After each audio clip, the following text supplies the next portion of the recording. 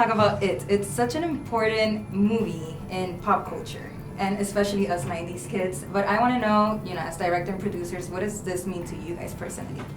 Well, it means a lot because I can relate to, when I think back and remember the movies that really meant a lot to me, movies that I saw, more than one time, like 5, 6, 7 times. I remember how it made me feel. So just thinking that the movie that we made means the same for a new generation is just phenomenal.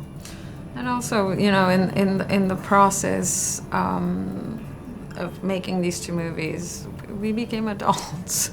We went a little bit through what the losers have to go through. It was, a big endeavor, and we made it alive, and we killed Pennywise, so it worked out.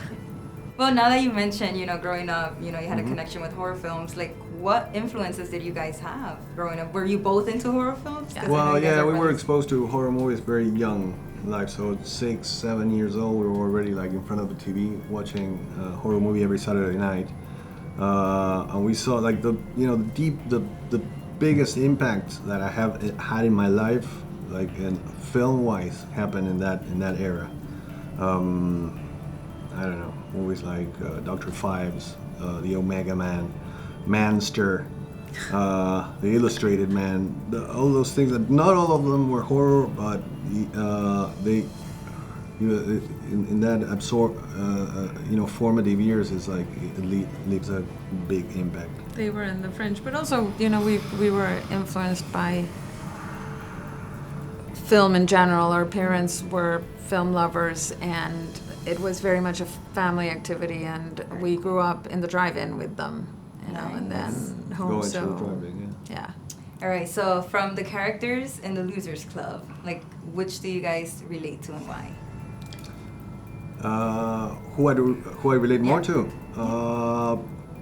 Probably Bill Denbrough, because of his shy nature,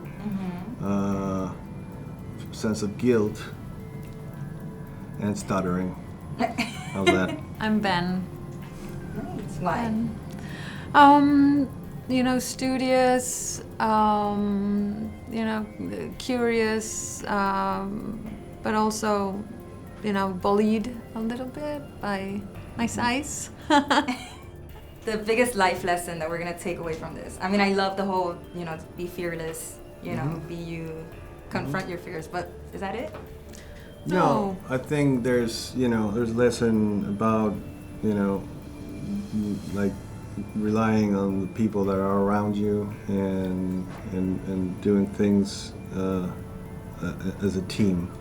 Individualism is something that is good for some things, but unfortunately, like so many people build their lives around trying to be the best and being like going their journey individually, and then if something goes wrong, they look back and there's no one around. That happens a lot. Right.